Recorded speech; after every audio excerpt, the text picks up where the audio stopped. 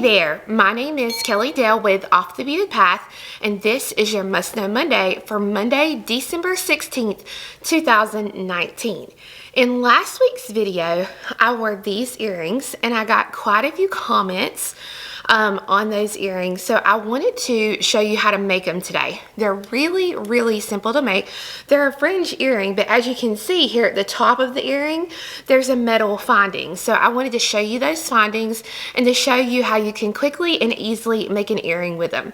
Now, these earrings are pretty long, and I like my earrings longer, but you can make them shorter just by adjusting your number of size 11 seed beads. So let's go ahead and look at the materials we'll need and we'll get started. Okay, so here's the color combination of the earring I'm going to show you today. I'm using regular size 11 seed beads in a matte black. This is going to be my color A silver line crystal, which is going to be my color B, and a matte galvanized turquoise, which is going to be my color C. You also will need for each earring 5 3mm bicones. You can see here in the middle I've hung an 8mm bicone, so that is what this bead is. You need 2 4mm jump rings. You need a set of ear hooks, and you need some head pins. This is just what I had here at my desk. You don't need a 3-inch head pin. A 2-inch head pin will work fine. I also have my needle threaded with about ½ a yard of thread. You can do a little bit longer, and the components I'm going to be using today are 15.5 by 15.5 silver plated diamond cut open gem, and you get a 6-pack for $1.65. Now the thing with these is they are double-sided, so one side has this pretty texture on it like a diamond cut, and the other side has a plain look to it. So if you don't want them to be decorative, let's see, how you put your ear wire on it is going to determine which side you'll see. So if I hang it this side, you'll see that I have the diamond cut, and if I was to hang it the other way, you would see that I would just have the plain cut. So it's completely up to you and what you want to do there. But to get started, we are going to take our diamond cut piece here, and we are going to do a ladder stitch across the shortest part here. So I'm going to, well, first I'm going to pick up, I keep trying to get ahead of myself this morning. So first thing I'm going to do is I'm going to take my thread and I'm going to tie it onto the component. And this is just a very simple knot. Just tie it on there. And then the next time I go through it, I'll actually go through it 2 to 3 times instead of just the one time.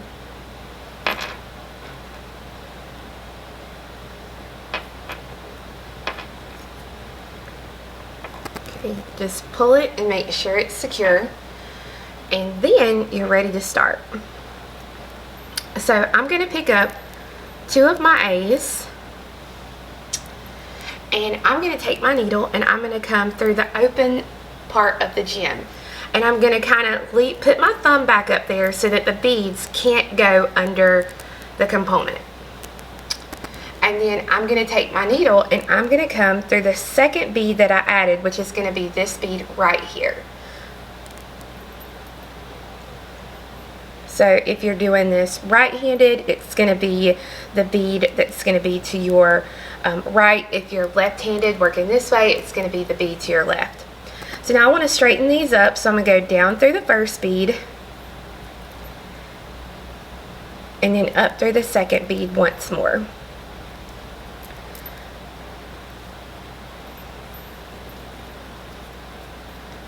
That'll help straighten those 2 beads up a little bit. Pick up 1 A.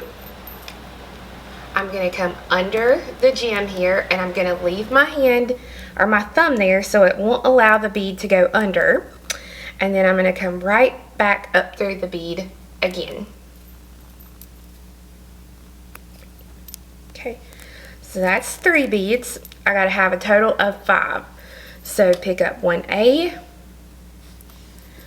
Go into the open spot here, leave your thumb there, and that way it'll hold the bead and won't let it go anywhere. And then go back up through the bead, and then we got to do this one more time. So one more A, go into the open part of your gem, cut out, and then come up through that bead again. So when you finish, this is what your piece will look like. Now we're ready to do our fringe, and we start here on this last one that we're doing, and I've made a handy dandy little chart here so that you can screenshot it or write it down, whatever.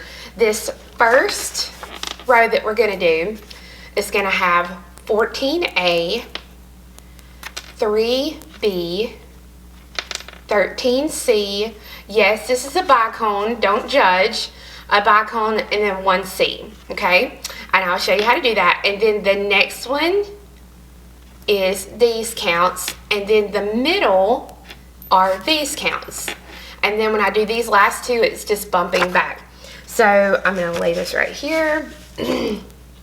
So I'm right here, so I'm going to pick up 14A.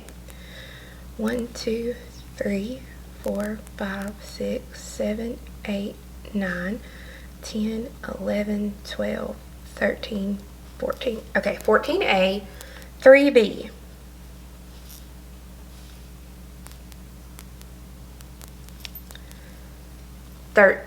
C.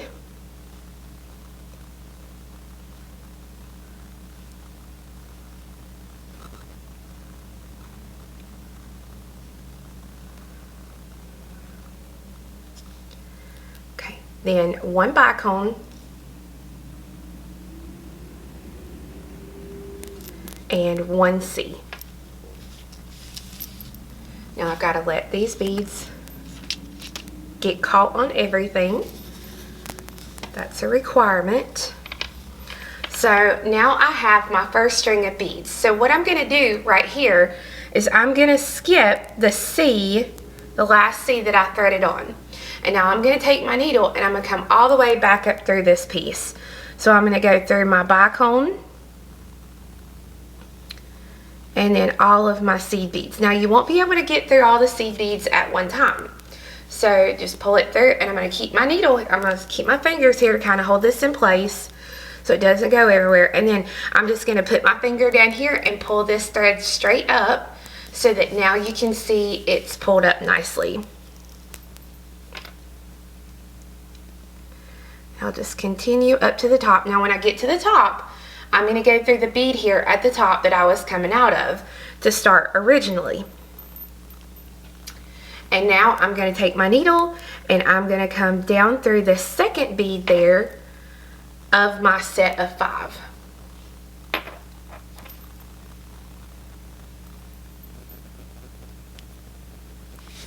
And now I'm ready for the second fringe here, which is going to be this right here.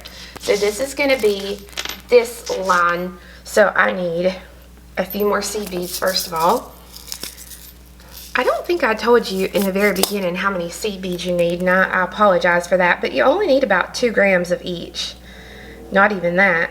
Let's see, 3, 4, 5, 6, 7, 8, 9, 10, 11, 12, 13, 14, 15, 16, 17.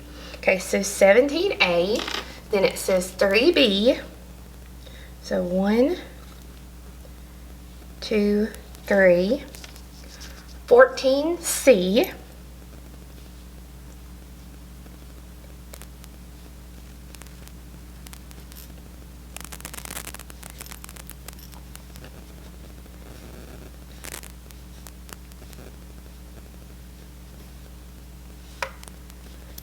then 1 3mm bicone and 1C.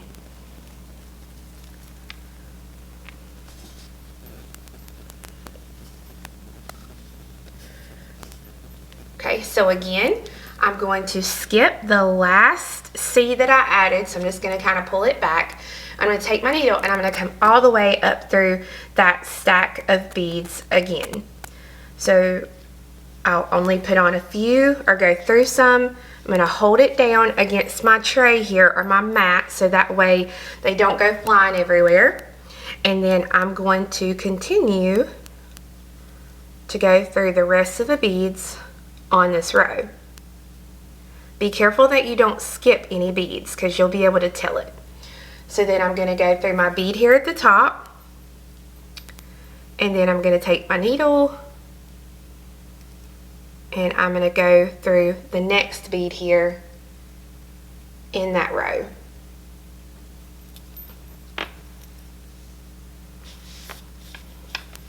Okay, so this is my longest, so this is going to be this middle one, and you can see it is 20A, 3B, 16C, a diamond, and a C. So I'm going to go ahead and get these beads started on.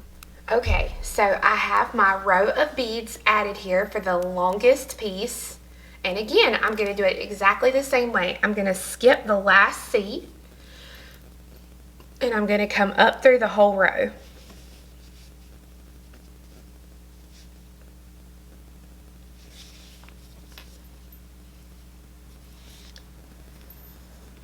Pull it all the way through.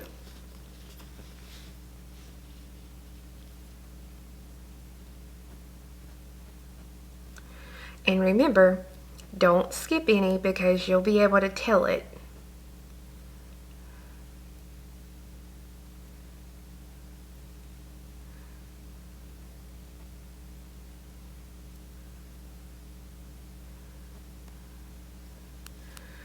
Okay, and be careful that when you pull it through that you don't get this excess thread caught around any of your little pieces of fringe, because it's a beast to try to get out.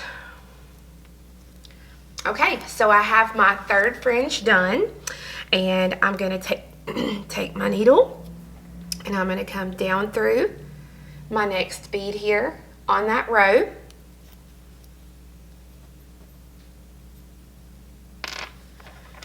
And then this specific one, I'm going to do these counts, and then the first row I will do these counts. So I've done all 5 of the fringe. I've come all the way back through, and now your working thread and your tail thread where you tied the pieces together is all back to the start. So all I'm going to do is I'm going to take these 2 threads and I'm going to tie them together. I'm going to put a couple of knots. We'll make them really good knots. You don't want to make the bad knots. Oh. Okay, so put some knots in there.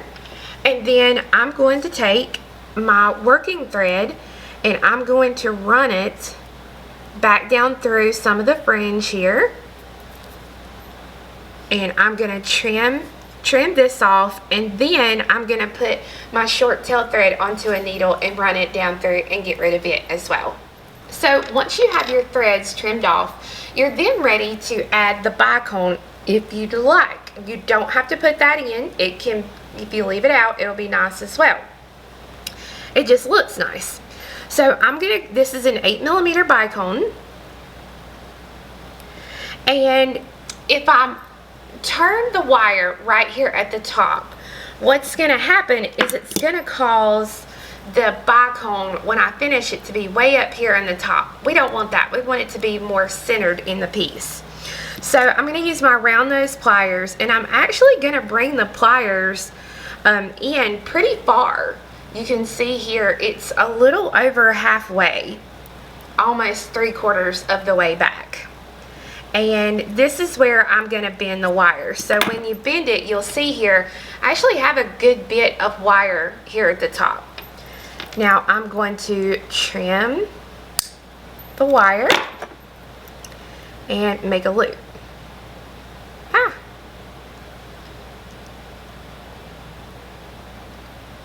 So I'm just going to loop that wire back over there to get me a nice little loop, and I want to make sure it's straight.